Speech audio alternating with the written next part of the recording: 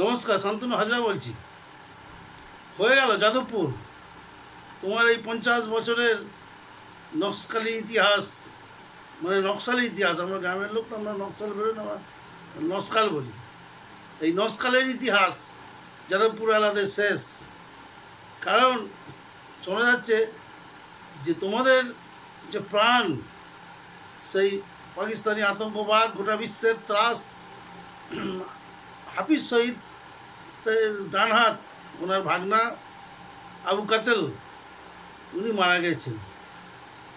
পাকিস্তানের বুকে কিছু আনআইডেন্টিফাইড গানম্যান তাকে এলোপাতারি গুলি চালিয়ে মেরে দিয়েছেন। একটা জবনিকা পড়লো, একটা ইতিহাস শেষ হলো। দিনের পর দিন ভারতের কাশ্মীর উপত্যকাকে রক্তে রাঙিয়ে রাখে এই হাফিজ শহীদ। যাদবপুরের দুষ্টু ছেলেরা গোটা বিশ্বের যত আতঙ্কবাদী সংগঠন আছে তাদের সঙ্গে যোগাযোগ রাখার চেষ্টা করে। সে নাইজেরিয়ার বোকা হারেম থেকে আমাদের ঘরের পাশে নিশিত বড়ুয়া, ওই আলফা উলফা, কাশ্মীরের হাফিজ শহীদ একটু ওদের পাত্তা দিয়েছিল। হাফিজ শহীদ যাদবপুরের ব্যাপারে ইন্টারেস্ট দেখাতেন। বাংলাদেশে তার কোনো প্রতিনিধি আসলে হাফিজ শহীদ বলে একবার যাদবপুর ঘুরে আসতে। তো এইভাবেই যাদবপুর চেয়েছিল হাফিজ শহীদের একটা আশীর্বাদ পেয়ে নিজেদের ধন্য তৈরি মনে করব।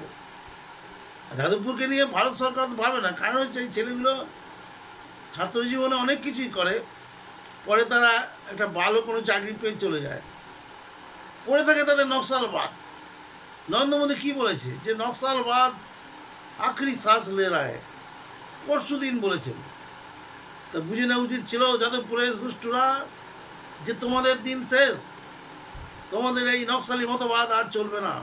কোনো সুস্থ সমাজে নিরীহ মানুষ খুন করার যে লেগাসি, এ চলবে না।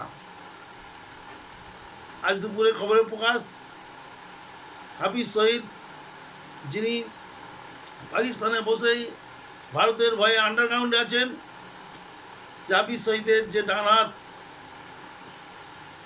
আবু কাতেল, উনি আনআইডেন্টিফাইড গানম্যানের হাতে খুন হয়েছেন। তাহলে একটা চ্যাপ্টার শেষ হলো। পরবর্তী আপডেট আসা অবধি অপেক্ষা করুন।